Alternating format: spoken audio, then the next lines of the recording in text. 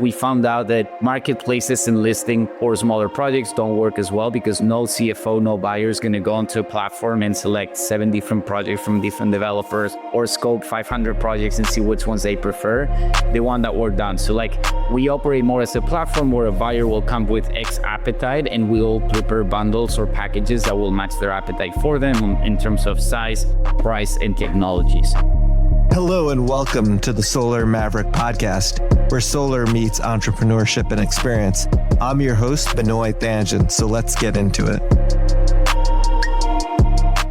Hi, this is Benoy, your host of the Solar Maverick Podcast. I'm really excited to have Tao and Iñigo from Concentro. Welcome to the podcast. We're here in their beautiful office in New York City. It's 1633 Broadway. What's 222 Broadway? Oh, 222 Broadway. I apologize. And it's funny because we met because I used to work out of this WeWork back in the summer of 2023.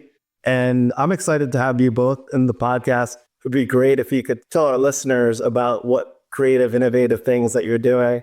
Thank you, Benoy. And yeah, it's a pleasure to have you here in the office. And as you said, we didn't meet here, but then it was almost right after, we're all together here in the office. Sad to have you leave us, but it's good to have you back. So both Tao and I were the co-founders of Concentro. We are a tax credit platform enabling clean energy developers to monetize their tax credits via transferability, with a focus on distributed generation segments. We'll probably talk about it. It's not just a positioning, it's also that we're taking a tailored approach to smaller or mid-sized projects and developers.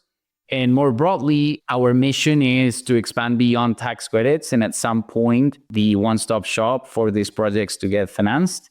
And we believe it's an exciting opportunity, and a lot of our clients and a lot of the people that we know struggle to get these projects financed, especially in this middle size. We always say that it's projects that it's like the grandma test, right? Like how you explain to your grandma is projects that are large enough that they require sophisticated financing, but they're not small enough that they can access simple one, right? They cannot access simple one, but also that the large guys are not going to sit at the table with them. But yeah, that's in summary who we are at Concentro. We tell our friends, small to medium-sized business, okay, how big? Say $1 to $50 million. Oh, geez, but it's on a relative basis to projects out there. I think, a little bit smaller than the typically utility scale project. Obviously, we have a lot of developers and investors who listen to the Solar Maverick podcast. What's the size? If you did a kilowatt or megawatt, instead of from a dollar perspective, what would be the range of ideal projects to use your platform or portfolio, right? Yeah, I would say that the range in terms of project may be somewhere between 0.5 megawatt up to 20 megawatts. And in terms of portfolio sizes, we're talking around from 1, 2 megawatts all the way up to 30, 40, 50. It does not mean that we cannot do larger than that. It just means that our solution maybe is a little bit less value accretive for these projects, and we may become more similar to other solutions in the market. Yeah, that is really helpful to understand that. And how did you come up with the idea? How did you guys partner together? Obviously, tax credit platforms, especially with transferability, is a huge thing. And it seemed once the IRA came out with transferability, that you guys were very focused on creating this platform, which is needed, especially when you talk about smaller projects. It's extremely challenging to finance. It would be great. Yeah, definitely. So Iñigo and I met back at business school a few years ago, and we were first section mates, which meant we spent the better part of a year just becoming really, really close friends, spending a lot of time in class, socializing outside of class. And we both had very similar backgrounds in the sense that we had experience at larger companies operating in the energy sector. Myself in Western Australia, since very mining, oil and gas sort of led industry or state, I should say. And then Iñigo in Spain, working on a lot of renewable projects, whereas McKinsey. And at the same time, we also had an entrepreneurial streak. So I was a co-founder of an ed tech company in London for 4 years. And Iñigo was at a startup studio where he helped launch a couple of startups in Europe, part of the founding team, scaling them. So when we met at business school in the second year, we decided to basically put our heads together and start working on an idea. And initially, to your point, we had this thesis that middle market developers lacked access to efficient sources of financing. And it was really around that time when the Inflation Reduction Act had just passed. And so we saw a really great opportunity to basically test our thesis on what we call the hair on fire problem for developers, which was monetizing tax credits as part of their sort of full stack of what they look to finance their full project. Tax credits were a very good wedge into the space. So that's what we started. Yeah, and if our audience is not familiar, can you talk about like specifically the Inflation Reduction Act? Not everything involved, but specifically about transferability and why there's such an opportunity now than maybe before. Yeah, absolutely. So maybe just at the top of the call, I'm sure many of your listeners are very familiar, but for those who aren't, a tax credit is just a dollar for dollar reduction in your taxes. And they've actually been around for quite some time. So the US government has used it as an effective incentive or subsidy to encourage certain behaviors or investments. So low-income housing have had tax credits, films on a state level have had tax credits, historic tax credits. And the IRA was really revolutionary in basically expanding tax credits for clean energy projects. But first, it expanded the types of technologies that were eligible to receive a tax credit beyond, solar and the sort of more commonly known ones. So you had hydrogen, carbon sequestration, battery manufacturing, and a host of others. And then it also increased the amount of tax credits available. So if we just take solar investment tax credits, which are one type, it increased the base eligibility to 30%. And then on top of that, projects, depending on where they're invested, were eligible to receive these bonus adders, which are 10% increments additional to the base 30%. And so that was really, revolutionary in terms of the idea of using a tax credit. And secondly, which is obviously, where we come in, is the mechanism to actually monetize a tax credit. So transferability sort of came on board to allow developers an ability to sell their tax credit that they receive from the government to another company, which may have more liabilities and more demand for the credit. And so the developer didn't need to have to wait until they had enough liabilities to use the credit. We can sort of dig into what the sort of balance is between time value of money and why developers want to. But I think those are the two key things. It broadened the amount of tax credits available, and then it also enabled transferability as a mechanism to monetize.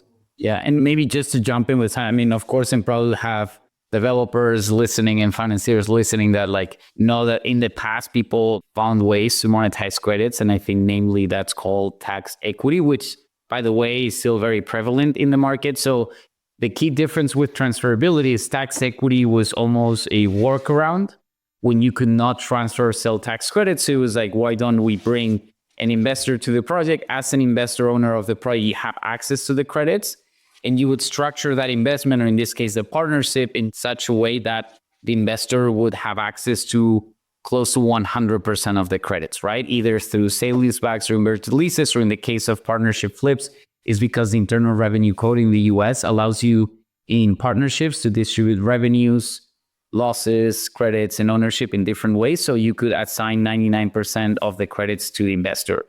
As people probably know, and for the ones that are not familiar, tax equity processes were very painful, expensive, and probably, and coming back to what Tao said before, when we're starting the company and talking with developers and trying to understand what their core problems were, tax equity always came up as the number one and the number two problems for people to get projects across the finish line.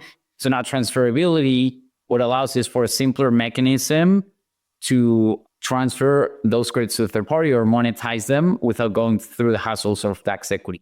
I'll also say for some projects, doing tax equity is still more value accretive, and I won't get into the details, but it has to be with the ability to monetize depreciation and step up the basis. But also transferability has increase the menu on options that you can do, but probably not sure if we'll get into that detail, but I think that was a key change. Also, on one side, the other thing is I think the IRA gave a longer framework for tax credits. In the past, they've always been renewed 3 years, 3 years, 3 years, and that created some complexities around longer term capital deployment and commitments. And the IRA gave a 10-year, a little bit longer actually, framework for tax credits before a phase out. So that was pretty exciting. I think now, and maybe I'm getting ahead of myself, but now with the new administration, that potential might be up in the air, whether that horizon is going to still be 10 years, but maybe it's for learning the conversation.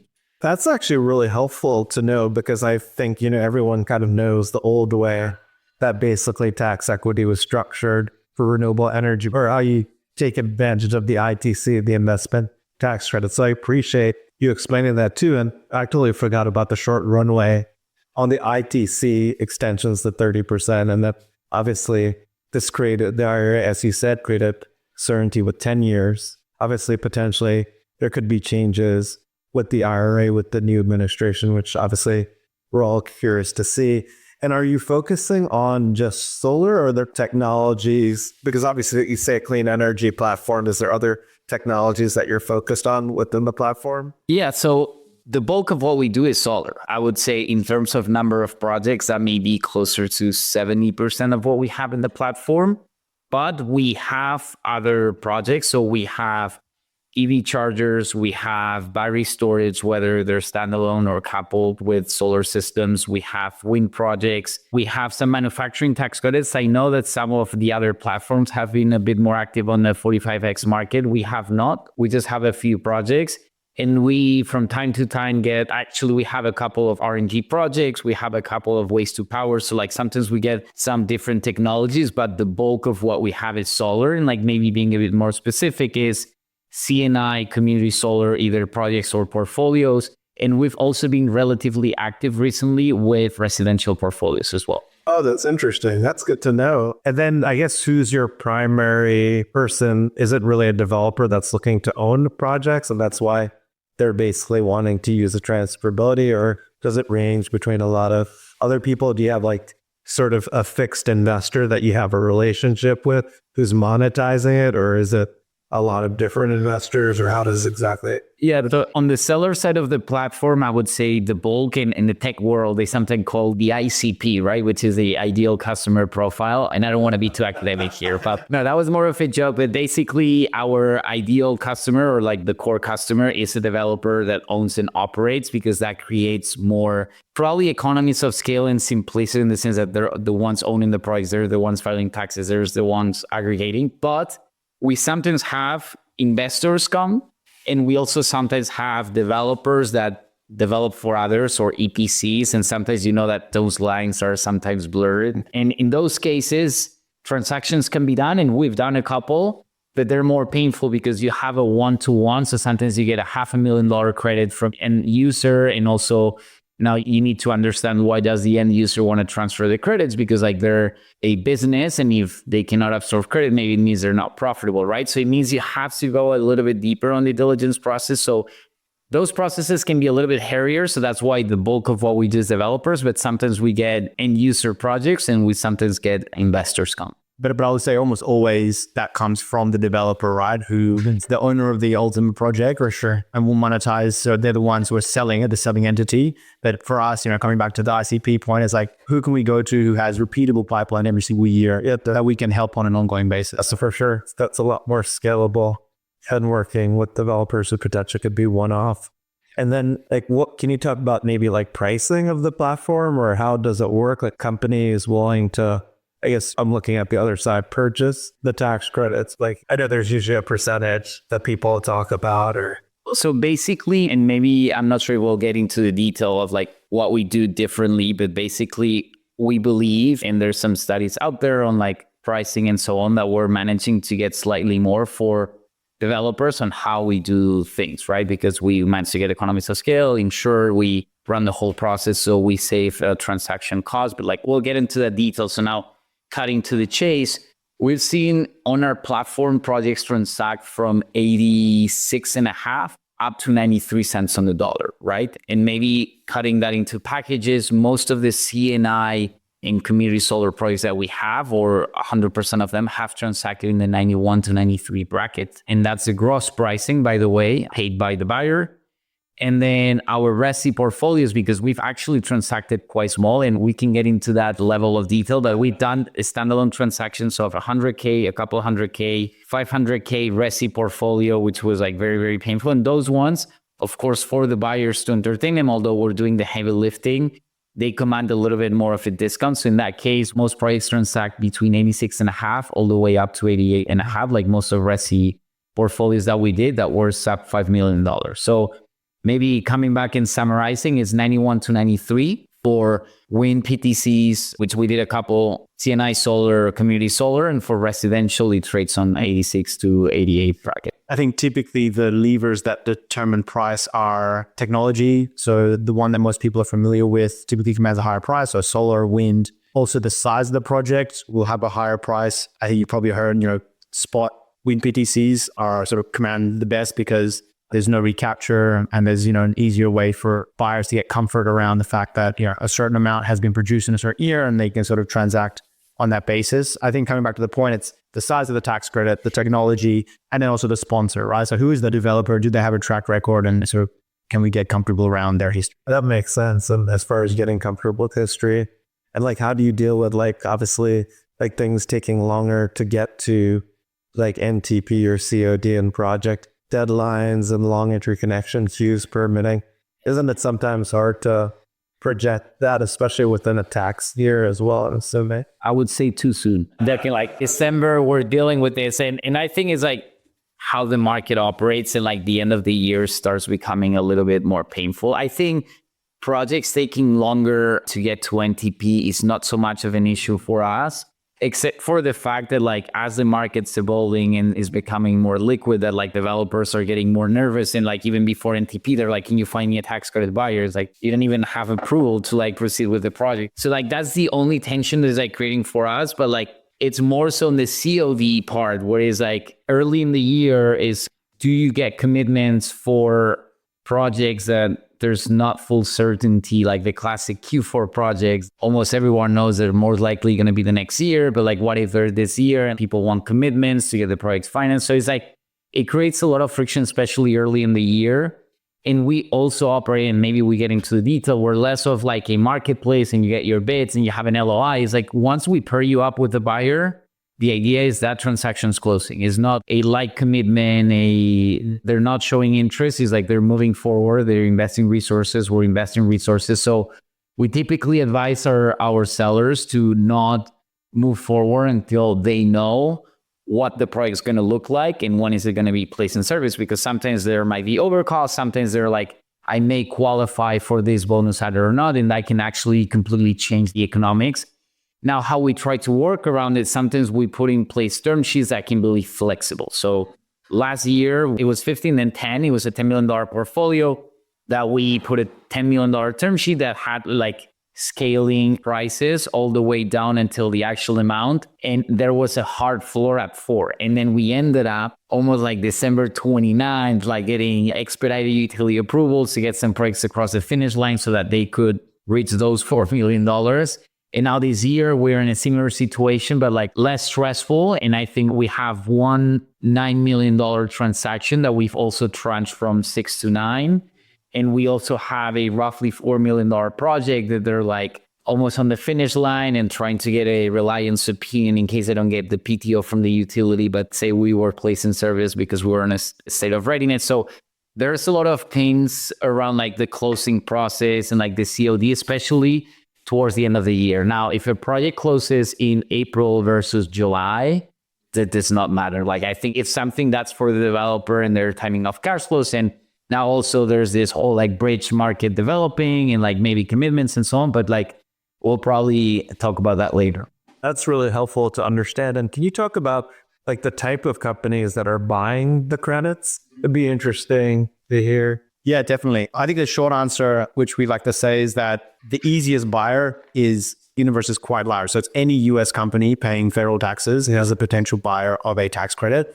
Now, individuals can also purchase tax credits and offset passive income. And so that's where you have like family offices and net worths. But I think for us, the simplest and more straightforward is corporates. And that's what's sort of been the most active buyer on our platform. And then drilling down in terms of the size, again, I think for the smaller, medium-sized tax credits, you want corporates that are paying sort of equivalent amounts or have sort of equivalent tax liabilities. So anywhere from like the $2 to $20 million in tax liabilities. But what we've seen is that most of the larger companies, so the Fortune 50s, Fortune 100s, were the ones who were the most familiar with sort of tax equity, the pre-IRA world. And so those were the conversations where we were able to get much further, especially when the IRA had just passed. And so we transacted with all the way up to a Fortune 50 and then down the sort of line into some of the smaller corporates. It's a range. And again, it'll depend on the sort of demand from the buyer and what they're after. But the beauty of the model is that pretty flexible in terms of if you're paying taxes, then you're a potential buyer. And maybe I'll add one more that might be interesting to the listeners is you need to be paying taxes. And so there are a lot of companies that are theoretically at a point in which they're paying taxes, but they have a lot of NOLs or net operating losses they're carrying forward.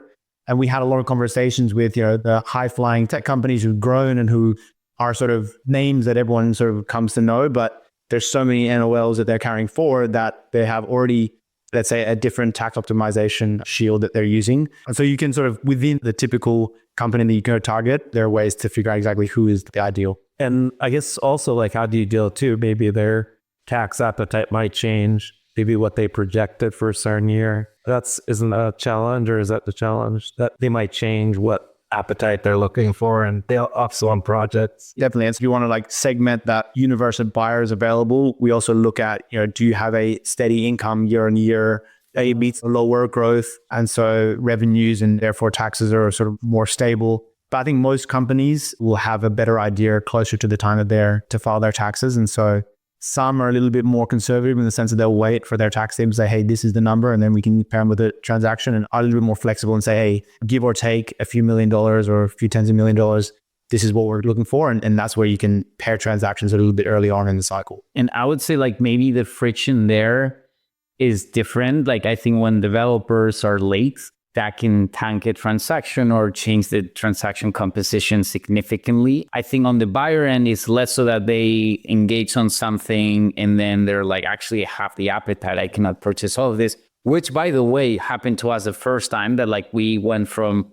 a $5 million in appetite to actually now December 15th, they're like, wait, we only will have 3.6, right? And it's fine because like it hadn't been like fully completed, but where we see that impacting is on the liquidity on the market earlier on the year, right? And I think that sometimes is a little bit of an issue. And going back to something that I was mentioning before is a lot of these developers want to get a commitment early, even like a year in advance, so that they can secure a bridge financing or they can secure a longer construction facility or like larger construction facility to bridge that tax credit commitment and get projects across the finish line. But now, where the mismatch is like the buyers participating in this like C&I market in sub $10 million deals, most of them, they don't have certainty around whether their tax liability is going to be 4 or 8. You know what I mean? So they wait until end of the year. Oh, that is really interesting. And I guess you kind of already mentioned it, like, what do buyers care most about, which is obviously really knowing that tax appetite, the project's going to be there, right, to take advantage. Yeah. That's probably the most challenging aspect. I would say the number one that buyers are concerned about is risk, right? So they are always making sure that they are fully aware of the project and the tax credit that they're purchasing. And that's obviously where sort of some of our work in terms of diligence in the project and providing the buyer with a full sort of data room and diligence report of exactly what tax credit they're purchasing and making sure that, they've cleared sort of all the checklists. And I think that sort of is number one. And that's also where insurance becomes like a really, hot topic. And I think why, especially from the smaller projects where perhaps a sponsor or developer isn't as large as some of these other utility scale projects. And so they don't have a balance sheet that's strong enough where the buyer can get comfort around that. And so insurance plays a really, really key role. So I think number one is the risk, and that's sort of above like the discount that a buyer could. And we were sort of testing this out earlier on and sort of seeing whether buyers would have appetite to say, hey, look, you can purchase the same project with insurance, which means your discount will be slightly lower, or you can basically buy it without insurance and get a larger discount. And by and large, every single conversation said, whether it's a 7% discount or a 9% discount, that's less important to us, because we kind of joke that the conversations we have is a CFO or a tax director, if they purchase a successful tax credit and they, save 7 to 9% on their taxes, they probably get a pat on the back, they've done a good job. But if that tax credit transaction goes belly up and they lose the entire amount, then they're probably in some hot water. So I think risk is number one, then the discount next, and then obviously the timing and the appetite is more. Oh, that really helpful. I appreciate you explaining that. And then I guess what I was going to ask too is, we briefly touched on this, but how do you think a potential change in administration with the Inflation Reduction Act is going to potentially impact the tax credit market? I know it's only 2 or 3 weeks from the election, so it's still very early. And I was curious if what was your perspective? I would say it's a changing perspective, but honestly, it's stayed like pretty stable, like for a few months, even before there was a change of administration. I'll try to keep it short, but I think the summary is we are not concerned. I think at a high level, even if the new administration wanted to change this, I think first, it would set a very dangerous precedent. Like the IRA has created an incredible framework for developers, companies, manufacturers to invest capital in the US. There's billions, if not trillions of dollars being committed in projects, manufacturing facilities, workforce development, so on.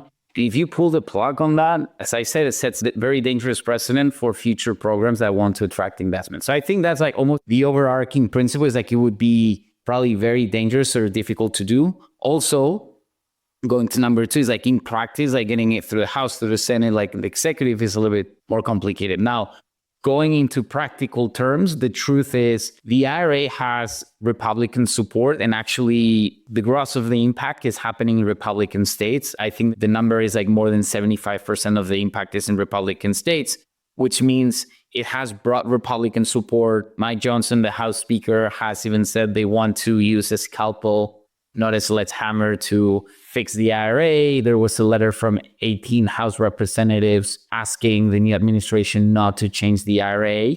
So I think that in practice, there's not going to be meaningful changes or material. Having said that, we do expect some cosmetic changes. So I think some technologies might be at risk in parts of the IRA that did not have to do with tax credits. And one of the things that we've been hearing more and more recently, well, actually, we've been hearing 2 things. One is stronger requirements around domestic content.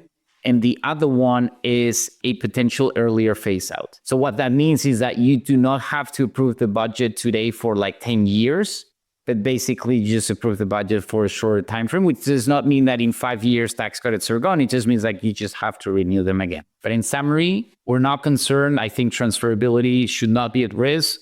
Tax credits for core technologies should not be at risk. And also we're seeing the market as active as ever. Yeah, I was going to say, like anecdotally, both in the buyer and seller front, all ongoing transactions with buyers, there's not even been really a question. Most people are sort of moving forward on a sort of going concern, and similar on the seller side, still as much activity. So you could argue that people are trying to get projects done earlier so that there's some sort of safe harboring that may occur down the line, but we definitely haven't seen sort of any impact really in the market and conversations we're having right now. That's great to hear. I agree with the opposites up to a lot of Republican states. So the chance of it, any major changes seems slim at this point. So that's interesting that you talked about. And then how do you think, and you kind of mentioned this a little bit before, obviously there are other clean energy credit platforms. How do you differentiate from your competitors? Yeah, I mean, there's a lot of them. And I think the market has evolved in like in interesting ways versus what we expected. Like we started working on this like almost like right after the IRA, so October like 2022, incorporated the company February 2023. But now coming to Chase, there's a lot of platform out there. So I think it's a massive market, different pockets of opportunities. And I think people are doing really good jobs. I think how we position ourselves, as we were introducing earlier on, is we are probably the only platform fully tailored to these regeneration projects. So for the middle-sized ones, and it's not just the positioning, it's also the processes. So I think like things that we do differently is one, we do not operate as a marketplace, which is a word that you will hear around pretty much. We found out that marketplaces and listing for smaller projects don't work as well because no CFO, no buyer is going to go onto a platform and select 7 different projects from different developers or scope 500 projects and see which ones they prefer. They want that work done. So like we operate more as a platform where a buyer will come with X appetite and we'll prepare bundles or packages that will match their appetite for them in terms of size, price, and technologies. Number 2 is sometimes to get scale for some smaller projects developers, we aggregate bundles. And that's not just for the smallest ones. So for example, we're right now closing an $11 million transaction for a Fortune 500 with a $2.5 million project and with a $9 million portfolio. So by doing that, we can get them to larger appetites, higher prices, and also there's not always like a perfect match. But I think that one of the 2 core things that we do differently is not one or third is the fact that we take care of absolutely everything, especially including the underwriting diligence process. So the idea is that for both parties, we bring it on a silver platter to transact. And we've seen that that's pretty important for buyers to entertain portfolios and smaller projects and be comfortable with that. And the other thing is insurance. Since we have a lot of smaller projects, like when I say small, sometimes we're talking a couple $1 million, even $5 million, that don't have access to a competitive insurance. We procure umbrella policies that we can feed with multiple transactions so that we can get economies of scale. And actually, that as a standalone thing is saving our developers multiple cents, up to the point that we even had one of our clients from last year come back to us and say like, hey, our CPAs found us a buyer, but we need the insurance. And it might be even worth paying your fees just to get the insurance, right? But anyways, I think if I can summarize it is that we take a very hands-on approach to make transactions accessible for the smaller projects while doing a few things differently to bring economies of scale. Maybe just add and that was sort of what we realized was a necessity. It wasn't just like, oh, we're going to do things slightly different. It's like, in order to make these sort of small, medium-sized transactions go through, that was the model that was required. And so a pure play marketplace, which might be very good for larger projects and sizes, just didn't cater to sort of small and medium-sized businesses. And we've sort of completely tailored the strategy of the company and sort of how we're building out the product to really service that structure. That makes a lot of sense. And I appreciate you explaining that. How has the process been with raising capital? Obviously, creating a platform and all the different pieces that go into it. Yeah, I need to talk about that. Definitely. So we raised initial proof of concept pre-seed round coming out of business school. I think we were very lucky at that point to have a pre-seed investor come on board as the lead, because that really helped us, when we came to raise a seed round, which we closed a couple of months ago, and we'll be talking about that in a second. But he was instrumental in basically helping sort of us get prepared for that seed round. And I think the other thing that really helped us when we went out to raise is that we had some really good momentum on the sort of customer side. So we had sort of used that initial pre-seed funding to prove out the fact that we could transact, that we understood what it took to diligence a project, that we could sort of bring in all the different counterparties like the lawyers, CPAs, and sort of put a transaction across the line. And then it was in February where we brought on our founding software engineer to start building out the product. And then we sort of set out to raise around May. And so I think, we had a decent story, but having the sort of angel investor help us think about how we actually tell the story, the narrative, the positioning. I think Iñigo and I in the early days were very focused on telling everyone exactly how the sausage was made. I'll shout him out. So John Norton from J Ventures was the investor, and he basically pulled us out from the weeds and said, hey, look, you should be telling a sort of a different story that investors sort of will resonate with. And if the investors ask, you can go into the detail of how doing everything. But so I think that in combination with the momentum we had on the business side meant that our seed round was actually quite relative to sort of, I think the market in general was relatively painless. I mean, I wouldn't say it's pain-free. There's always a bit of pain, having these sort of non-stop calls back to back for 2 weeks, but we're able to get a few term sheets in place in the span of a few weeks and then quickly move to lock in the lead and sort of move on from there. And I think, a few things were sort of playing in our favor when we went out to raise, and very happy to have that part of the sort of entrepreneurial journey behind us for now and really focusing on the business. Yeah, and maybe a couple of quick pointers. I think first for the audience that maybe is less familiar with startup funding and maybe more familiar with project financing, it's more, we're talking about venture capital rounds. So the money that we've used to fund the company is basically through venture capital investors. So hence the pre-seed and the seed. And probably moving forward as we potentially expand to other financing products, maybe we're going after more traditional sources of financing. But I wanted to almost caveat that, and almost as a fun fact, I think part of the story as well was I think when we went to raise, we're two people. We have 50 clients. It was $250 million in the platform. It's we don't have enough hands to handle this. It was a very clear story of we have all of this. We just need money to execute it. And I think that also got people excited and helped us close faster.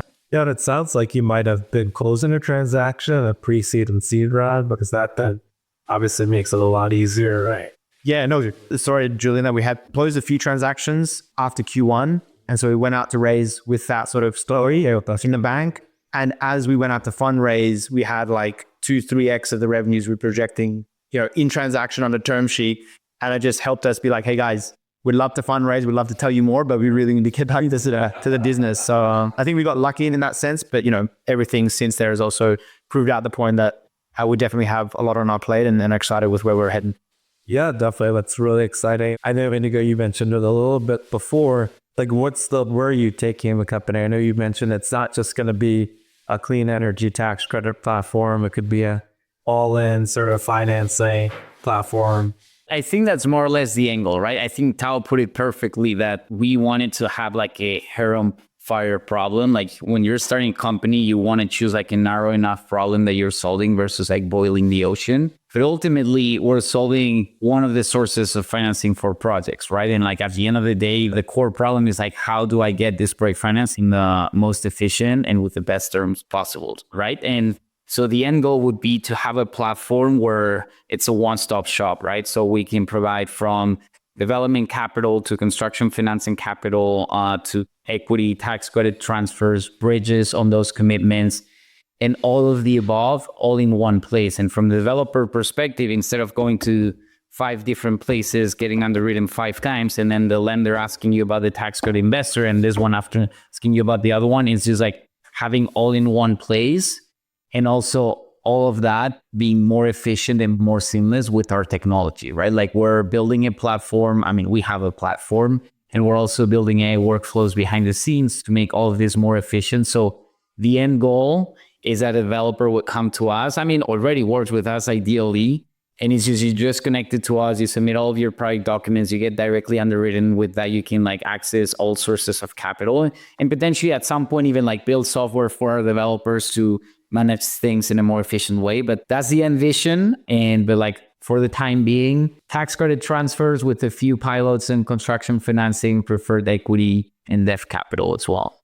Yeah, that's exciting. And I think there's not a platform out like that, what you're talking about. So I think there's a huge opportunity, and everything is going to be, software based. That's huge. What I like, it's not just a platform. Like you guys are working to close the transactions, and there's always, as you know, things that come up. And if you're acting as intermediary to help them close that, that's a huge value add. So, then I know you had an article that was released with New Project Medium. Can you talk about? Yeah. So New Project Media have written an article about us. I think it was released to their initial subscribers internally. That's coming out on the 4th of December, which I think is when this podcast will be airing. So trying to combine those two is exciting.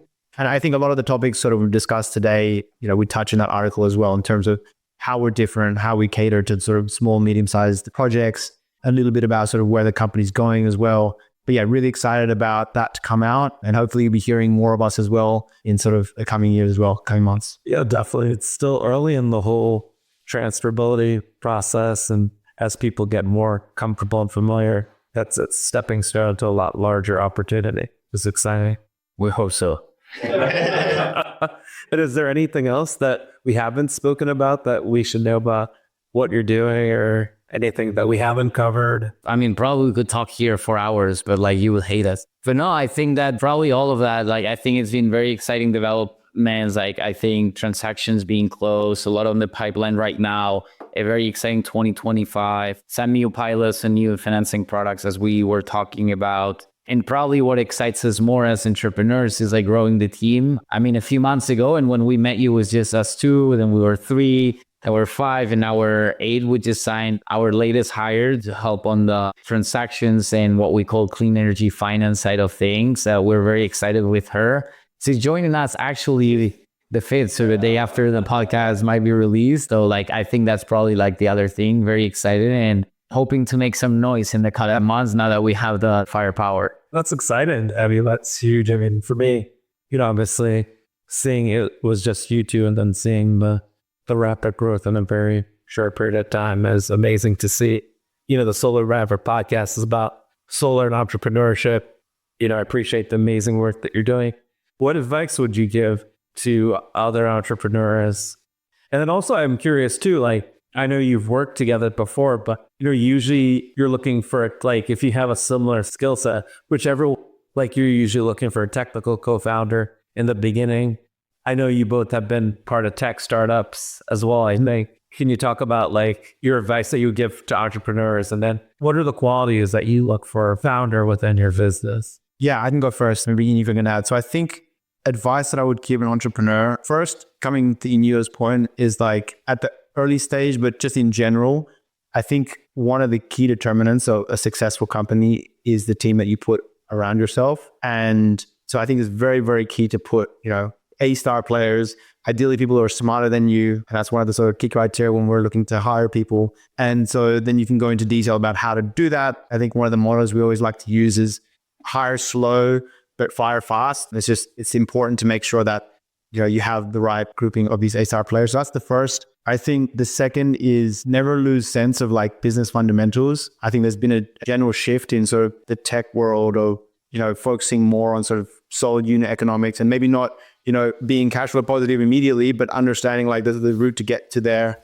fairly quickly, and being able to at least have the ability to turn off, maybe like the growth engine to come back to sort of more stable company. And I think those are two. I had one more. This escaped me, so I'll hand over to Iñigo. Yeah, actually, when you asked the question, I was thinking a couple. You then like gave me a great segue, which is like, what do you look in a founder? And maybe not sure if this is more of a hot take or like something different to what people typically advise you, but I would not optimize when you're looking for a founder, like a co-founder or non-complementary like skill sets or backgrounds, and like more like that both cover different. I think the key thing here is co-founder dynamics and someone that you can like, it's more similar to a marriage than anything else that you can think of. And maybe I would even preempt it with, do it with a co-founder. I think going through this journey solo would have been like so painful that I think it's like the number one advice would be do it with someone, even if you have to split the economics. If you do well, you're not going to care. And if you do very poorly, you're definitely not going to care that you didn't have more percentage of the company. But I think it's just optimizing for dynamics. And I think there's like very good statistics around co-founder like breakups in a way being like the number one killer of early stage companies. And if not, like just is becoming almost like your whole life, right? So like you want to enjoy the journey. So like making sure that you're doing that with someone that you enjoy the process. So that would be the number one advice. I think also it goes both ways. That's actually my other one was I've had experience where fortunately the first company that I was at was, there's two others. So it was three of us. And then I worked with another founder who was trying to do it on her own. Yeah. And it was just a very, very tough experience for her. Like even from the outside in, like viewing that, there definitely is trying to do it with someone else, but to share the upsides and the downside. The downside is the most obvious. It's like when times are tough, like can you lean on someone? Can you have someone else to lean on? But it's also sharing the great moments as well, I think is just as important.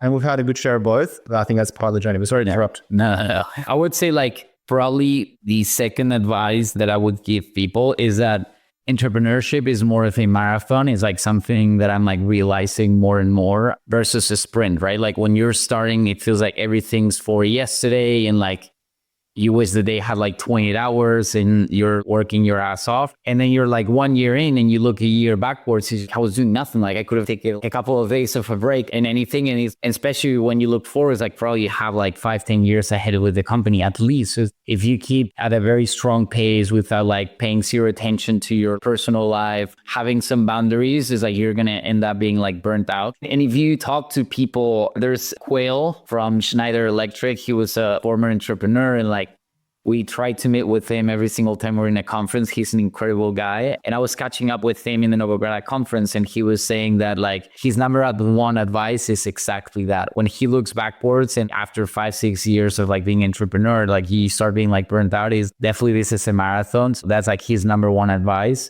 And that's very consistent across people. And I mean, we're very early in, right? Like, so think about a marathon, we're like by kilometer 4 or 5. But you can already tell that like you need to not stop the pace, but like maybe don't kill yourself in the process. Yeah, I think health is really important. Obviously, prioritizing your health as an entrepreneur. You were just always thinking we're behind and working so much that you forget that without health and happiness as well, right? And that you're not going to, and it's a marathon, right? So that's great advice. Well, this has been an amazing episode of the Solar Maverick Podcast.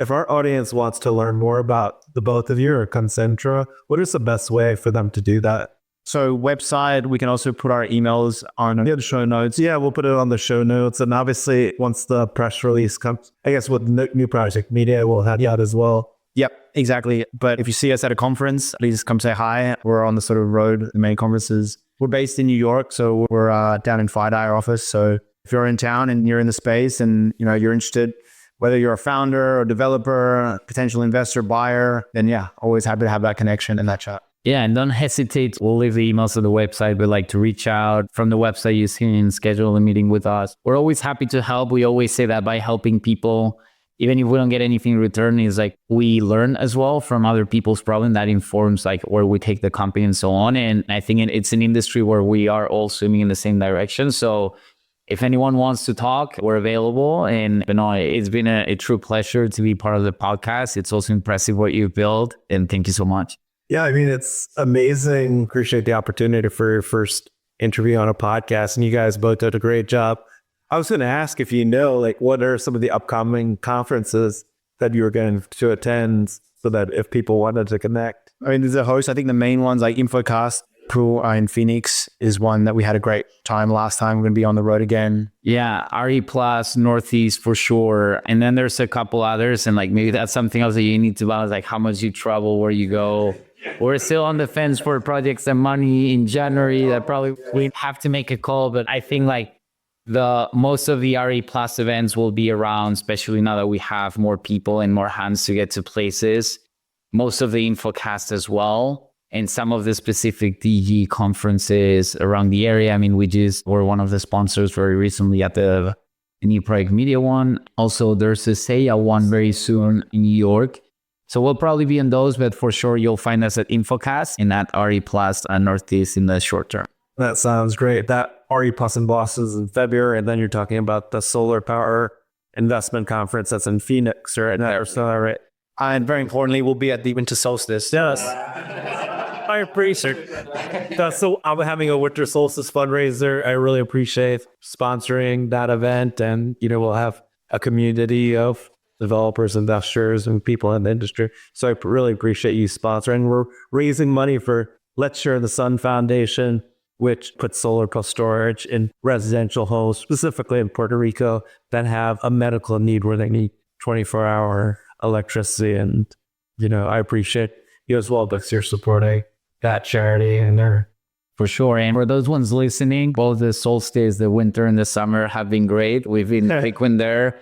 And also, Let's Share This Foundation is incredible. Bill Jordan, who's leading that, he's a great guy. The initiative is incredible. And actually, I mean, probably we shouldn't say this in the podcast before running by him, but like we're thinking about a team offsite and like actually would be great to go try and help. But yeah, also invite everyone to take a look, contribute to that initiative. And we're very happy to join the next solstice and also to help sponsor for Bill Jordan's foundation. Yeah, definitely. They're having their next trip in March. If anyone's interested, you could go to Let's Share the Sun Foundation. It's great networking to a lot of companies and also a lot of students who are, passionate about renewable energy. But this has been an amazing interview. I really appreciate both of you taking the time today. And I think you really have educated our audience, who we call Mavericks. And thank you again for participating today. Awesome. Thank you so much for having us on. Yeah, thank you, Benoy. Thanks for listening to the Solar Maverick Podcast. The Solar Maverick Podcast is brought to you by Reneu Energy. We're a solar development and consulting firm. If you believe that this podcast is adding value to you, please give us a 5-star review and share with those that you think could benefit from this information. Please email all questions, suggestions, and feedback to info@reneuenergy.com.